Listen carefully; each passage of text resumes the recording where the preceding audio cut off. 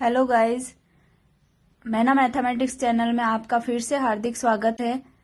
आज अपना next topic रहेगा परिमेय संख्या और अपरिमेय संख्या। आज का हमारा टॉपिक रहेगा परिमेय संख्या और अपरिमेय संख्या। इनके बारे में हम कुछ फैक्ट्स पढ़ेंगे, जैसे दो परिमेय संख्याओं का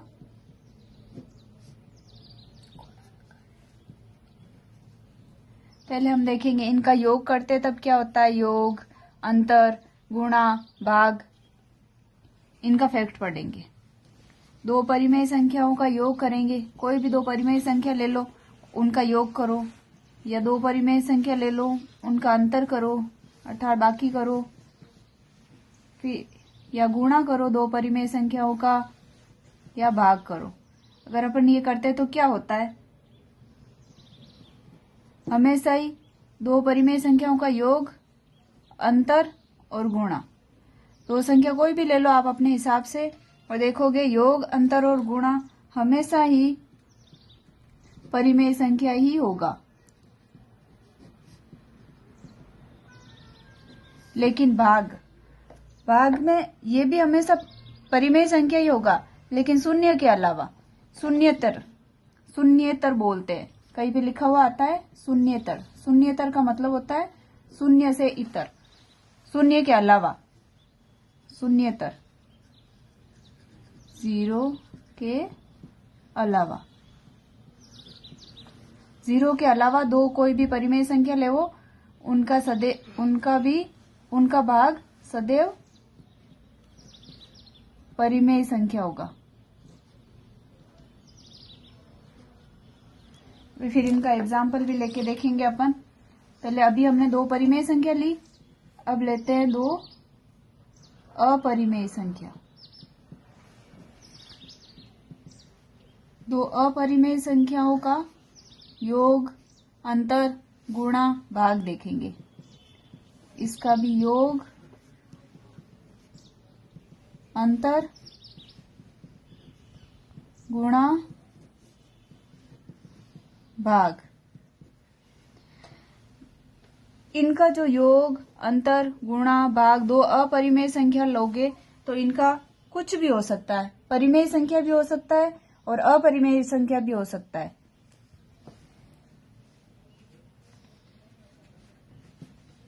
यहां लिख देंगे हम, कुछ भी हो सकता है। जैसे परिमेय संख्या भी मिल सकती है अपन को, या अपरिमेय संख्या भी मिल सकती है। ठीक है, अब हम लेंगे एक परिमेय संख्या और एक अपरिमेय संख्या। इनका योग, अंतर, गुणा, भाग करेंगे तो क्या होगा।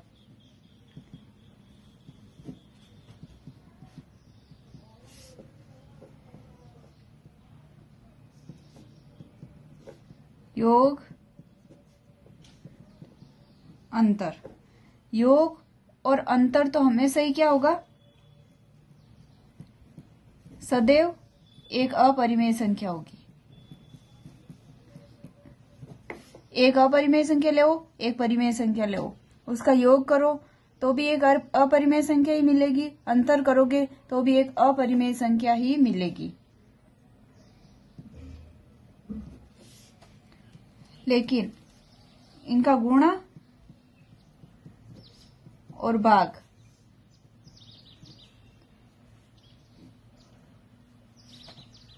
ये भी अपरिमेय संख्या ही होता है, लेकिन शून्य के अलावा, जीरो के अलावा। शून्येतर अर्थात जीरो के अलावा क्या मिलेगा, सदैव एक अपरिमेय संख्या। अब हम इनके एग्जाम्पल्स लेके देखेंगे तो हमें और इजी से समझ में आ जाएगा। अब इनके एग्जाम्पल्स देखते हैं। जैसे सबसे पहले हमने दो परिमेय संख्याओं का लिया। तो दो परिमेय संख्याओं के लिए योग, अंतर, गुणा, भाग करके देखेंगे कि जो हमने ऊपर फैक्ट लिखा है वो सही आ रहे हैं या नहीं है। एग्जाम्पल के माध्यम से हम देखते हैं। सबसे पहले एग्जाम्पल में हम देखेंगे दो परिमेय संख्याओं का। दो परिमेय संख्याओं का योग करके देखते हैं। योग के एग्जाम्पल देखते हैं। जैसे हमने लिया 4 + 5, ये दोनों ही परिमेय संख्या है। 4 परिमेय, 5 भी परिमेय। इनका योग करो, क्या आ रहा है? 9। वापस हमें परिमेय संख्या मिला। फिर हमने इसका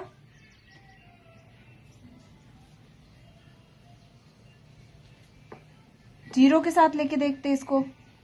0 ये भी परिमेय संख्या है, 3 ये भी परिमेय संख्या है, तो ये वापस क्या मिला हमें? एक परिमेय संख्या ही मिला। इसका 0 पे योग और अंतर पे कोई इफेक्ट नहीं पड़ता है, इसलिए हमने यहाँ पर लिखा कि सदैव परिमेय संख्या ही होती है योग। अब हम इसका अंतर करके देखते हैं। दो परिमेय संख्या ही लेंगे, उनका अंतर करके देखो। जैसे इसी को ही ले लो, 5 - 4। 5 - 4 क्या हुआ?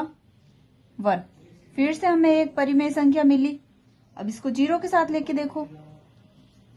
0 - 4, कोई भी एग्जाम्पल कोई भी ले लो, -4 मिला। ये माइनस है पर है तो परिमेय संख्या ही है।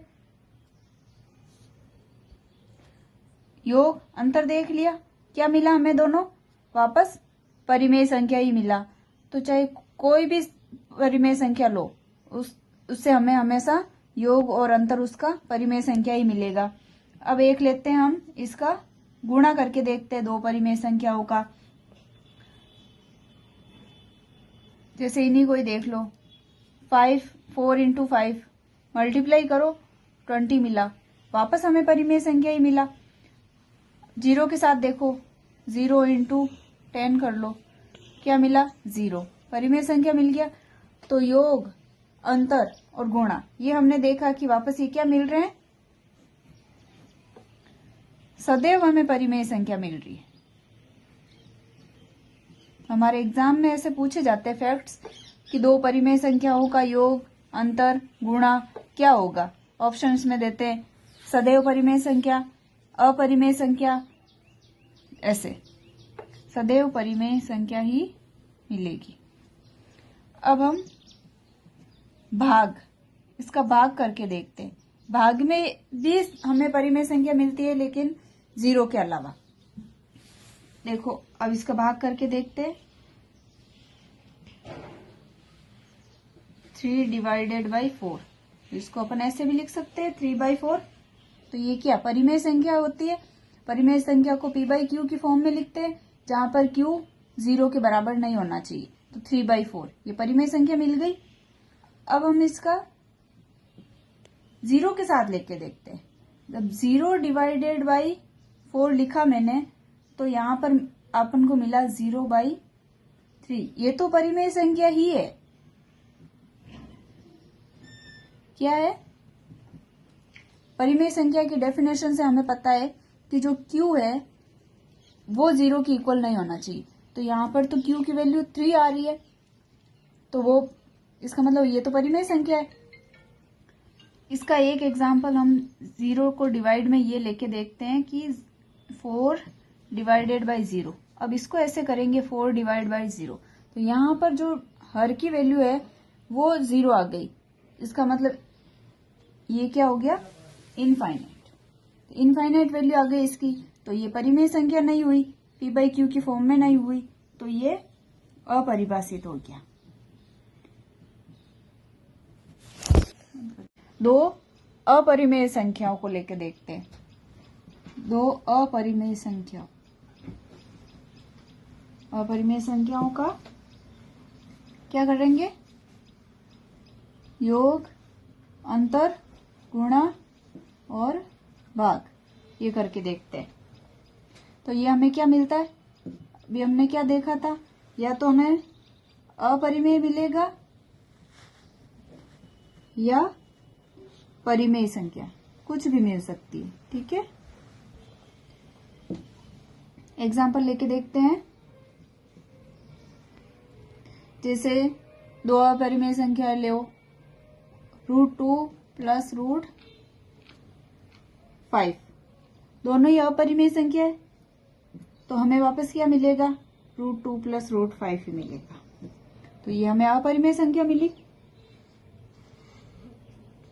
एक वापस योग जैसे करके देखा हमने, √2 प्लस माइनस का √2 ले लिया, वापस वही वैल्यू ले ली, तो हमें क्या मिला? 0। प्लस माइनस माइनस होता है, √2 माइनस √2 0 हो गया, ये हमें परिमेय संख्या मिल गई। तो यहां हमने देखा दो परिमेय संख्याओं का योग करने पर अपरिमेय संख्या ही मिल रही है, अपरिमेय से अपरिमेय मिली, तो ये क्या हुआ? अपरिमेय। और यहां पर ये भी हमने दोनों ही अपरिमेय संख्या ली, पर हमें क्या मिली? परिमेय संख्या। तो इसलिए कुछ भी हो सकता है, जब भी दो परिमेय संख्या ले कुछ भी मिल सकता है हमें। अब हम इनका अंतर करके देखेंगे। जैसे हमने लिया √3 माइनस √2, तो हमें वापस वही मिला, √3 माइनस √2। क्या हुई? अपरिमेय संख्या।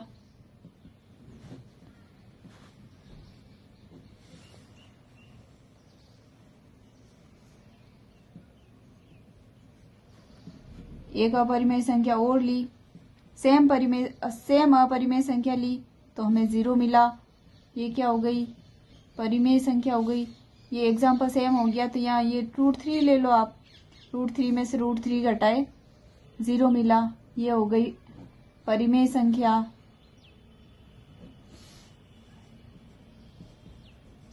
योग अंतर हो गया। अब हम गुणा करके देखते हैं। गुणा में क्या होगा? जैसे √2 मल्टीप्लाई √3, √2 √3 का मल्टीप्लाई करेंगे, क्या मिलेगा? √6 मिलेगा। ये परफेक्ट स्क्वायर नहीं है, तो ये क्या हो गई? अपरिमेय संख्या हो गई।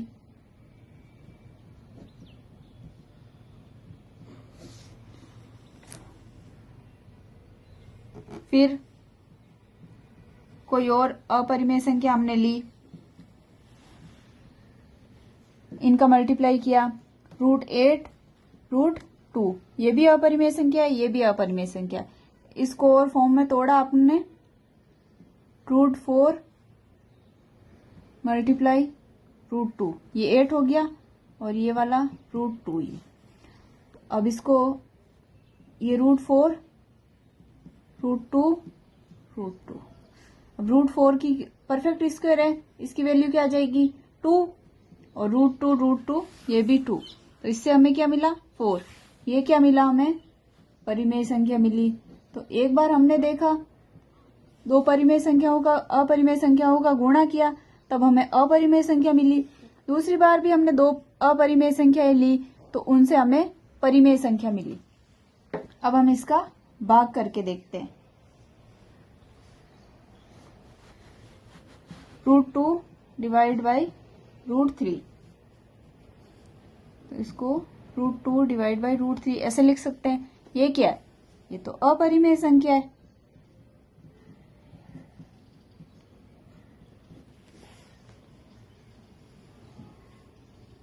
और हमने इसी का ही ऊपर जो हमने लिया था वैसे उसका भाग करके देख लेते हैं। √2 √8 बाई √2, इसको इससे काट दो, तो ये क्या मिलेगा? √4, और नीचे तो 1 हो गया। ये परफेक्ट स्क्वायर बन रहा है। √4 की वैल्यू क्या होती है? 2, तो ये हमें मिल गई परिमेय संख्या। ऐसे हमने देखा दो अपरिमेय संख्याओं का कुछ भी मिल सकता है, या तो परिमेय मिलो या अपरिमेय मिलो। अब हम नेक्स्ट देखते हैं एक अपरिमेय संख्या और एक परिमेय संख्या को लेकर। एक परिमेय संख्या और एक अपरिमेय संख्या।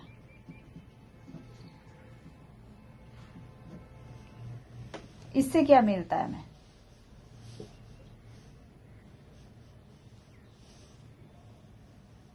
एग्जाम्पल के थ्रू समझेंगे। जैसे सबसे पहले योग करके देखते हैं। अपरिमेय संख्याओं का योग, अंतर, गुणा, भाग, ये करके देखते हैं। योग करके देखो।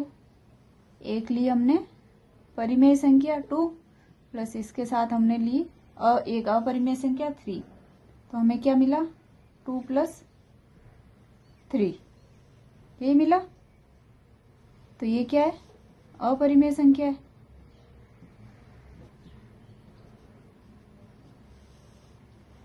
अब ऐसे कैसे, इसी एग्जाम्पल का हमने अंतर लेके देख लिया तो भी हमें वापस वही मिला 2 - √3, अपरिमेय संख्या मिली। फिर